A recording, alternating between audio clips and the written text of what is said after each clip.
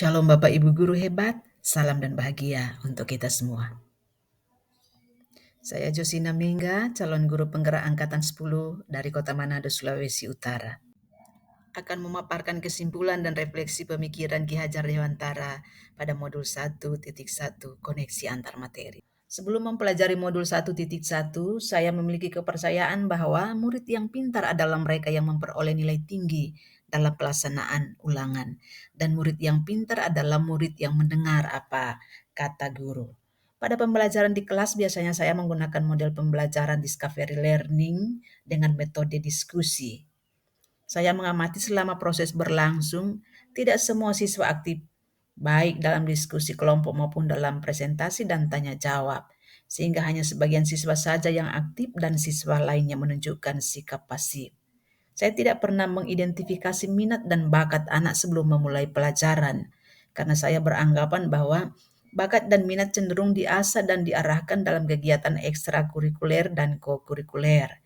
Saya mengira bahwa untuk meningkatkan hasil belajar siswa yang rendah hanya dapat dilakukan dengan kegiatan remedial, walaupun nilai remedial yang diperoleh justru lebih kecil dari sebelumnya. Hal itu bisa saya bantu dengan memberikan beberapa tugas kepada anak.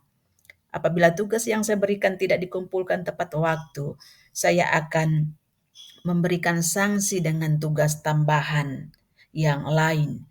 Dan saya baru menyadari bahwa apa yang telah saya lakukan dapat membuat murid merasa terbebani dan menurunkan motivasinya mengikuti kegiatan pembelajaran di kelas.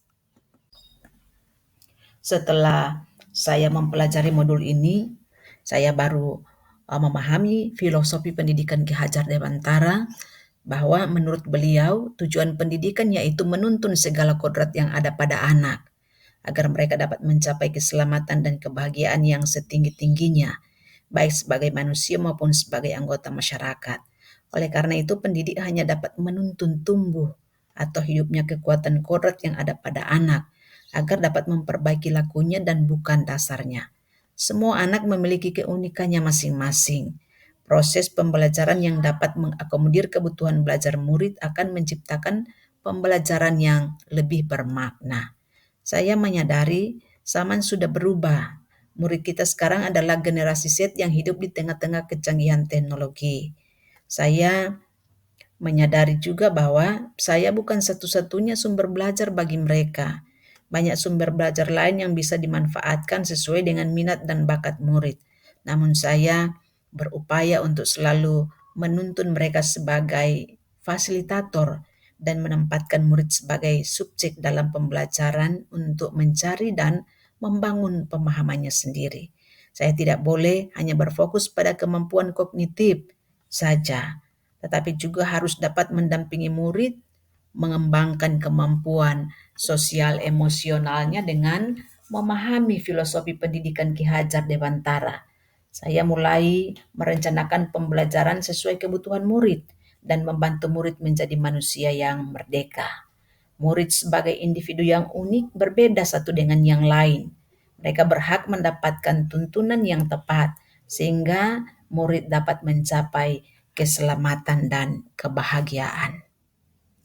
Yang dapat saya terapkan lebih baik agar kelas saya mencerminkan pemikiran Ki Hajar Dewantara adalah pertama dengan mengenali murid-murid, yaitu mengenali potensi, bakat, minat, dan karakter mereka yang berbeda-beda.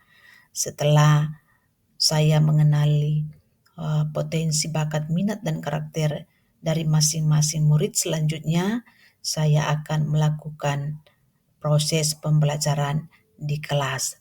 Nah, proses pembelajaran di kelas diterapkan dengan memahami prinsip-prinsip pendidikan Ki Hajar Dewantara dalam slogan Ingarso Sung Tolodo. Guru harus memberikan contoh yang baik. Ing Madyo Mangunkarso, guru harus memberikan semangat pada murid, dan Tuturi Handayani, yaitu guru harus memberikan dorongan menjadikan murid sebagai murid yang mandiri. Nah, sebagai guru saya berusaha untuk menuntun mereka dalam mencapai kekuatan kodratnya sesuai dengan kodrat alam dan kodrat zaman. Pembelajaran yang saya lakukan di kelas adalah pembelajaran yang berpihak pada murid dengan menempatkan mereka sebagai subjeknya. Saya akan menciptakan pembelajaran yang menyenangkan melalui pemilihan media pembelajaran yang bervariasi serta selalu menanamkan nilai-nilai budi pekerti pada setiap kegiatan pembelajaran, sehingga nantinya mereka tidak hanya cerdas secara intelektual tetapi juga cerdas secara sosial emosional. Nah, saya sebagai guru harus menjadi teladan dalam menanamkan nilai karakter baik dalam kedamaian maupun bertutur kata, serta selalu berupaya menebalkan kebiasaan 5S, senyum, salam, sapa sopan, dan santun dalam keseharian.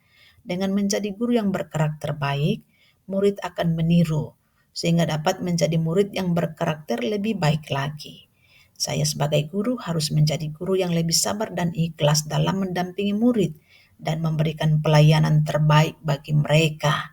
Saya tidak akan memberikan teguran dan sanksi yang keras, namun berusaha mengemongi murid agar menumbuhkan rasa nyaman, bukan rasa takut, karena guru yang baik adalah guru yang disenangi, guru yang dihormati dan disegani, bukan guru yang ditakuti.